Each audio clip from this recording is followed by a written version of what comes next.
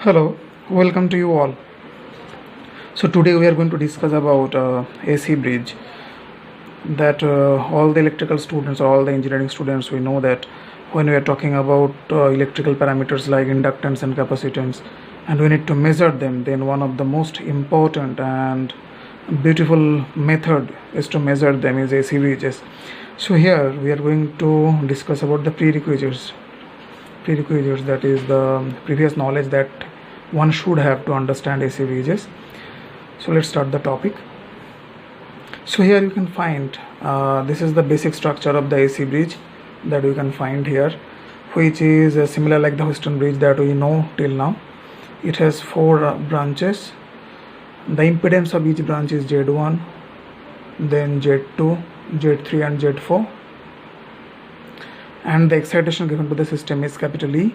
So where you can find the excitation is basically a AC power source. So now due to the application of E, the branch current which is flowing through branch 1 is I1. Similarly, the current flowing through here is I2, I3 and I4. Now due to the flow of current through the impedance Z1, Z2, Z3 and Z4, each of these branches will produce certain amount of voltage drop that corresponds to E1, E2, E3 and E4.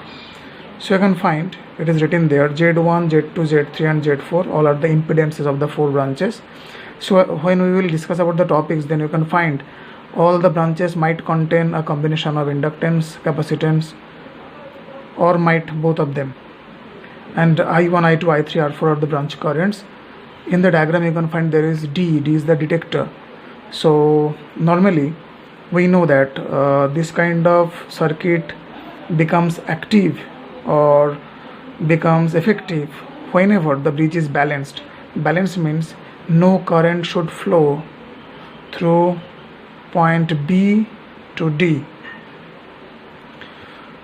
And the detector that we use here can be of several types. The most popular one is it can be a headphone, it can be a galvanometer or tunable amplifiers. So here you should remember that when we want to measure when we are dealing with a relatively high amount of frequency, then the most versatile one should be tunable amplifier. And whenever we are dealing with the power supplies which has relatively less amount of frequency, then we go for galvanometers. Right. Now when bridge is balanced, that means the potential difference between point B and D is not same. Pardon, there is certain problem with the focusing of this phone, because I am recording this video with the phone, so try to cooperate with me. So as the no current is flowing through it, then we can say that the voltage drop of this branch, that is E1, should be is equal to voltage drop of this branch, that is E2. Similarly, voltage drop of E3 should be is equal to the voltage drop of E4. Why I am saying this? Because no current is flowing through this particular branch. So that means the potential drop of B point and D point is always same. So that means the voltage drop across this branch should be is equal to this branch. Right? So here it is written as the finding. So at the balance condition, we know the I1 current should flow through here, that is I3, because no current is flowing through here. So I1 should be is equal to I3 and I2 should be is equal to I4. And in the balance condition that I have already described, that we can write down E1 should be is equal to E2 and E3 should be is equal to E4. So as we can found that in balance condition E1 should be is equal to E2, that is the potential drop across branch 1 should be is equal to potential drop across branch 2. So in this condition we can write E1 is equal to E2 is equal to I1 Z1 is equal to I2 Z2, where I1 and I2 are the respective branch currents of these two branches, and Z1 Z2 represents the impedances of these two branches. Similarly, for E3 is equal to E4, you can write down I3 Z3 is equal to I4 Z4. Now already we know I1 is equal to I3 and I2 is equal to I4. Why? Because I1 is the current flowing through branch 1 and flows through branch 3. No current is flowing through here, so I1 should be equal to I3, I2 should be equal to I4. So we can write down I1 by I2 is equal to Z4 by Z3. So here you can find I1 by I2 is equal to Z2 by Z1. So equating these two equations, we can write down Z1 Z4 is equal to Z2 Z3. So we need to remember that in case of AC bridges or any kind of this kind of bridge, actually you need to remember that the multiplication of impedances of two opposite arms should be always same. I am repeating it once again. Multiplication of the impedances of two opposite terms is always same. Now, so the necessary condition in the necessary condition in case of AC bridge is Z1 Z4 is equal to Z2 Z3. Now you should remember that in polar form we can represent impedances by using its amplitude and also including its phase angle. So in polar form we can write down Z1 angle of theta 1. What is theta? Theta is the phase angle of the branch 1. Similarly, Z1 angle theta 1 multiplied by Z4 angle theta 4 is equal to Z2 angle theta 2 multiplied by Z3 angle theta 3. So that gives us a beautiful condition, that is after multiplication, you know, in case of multiplication the angles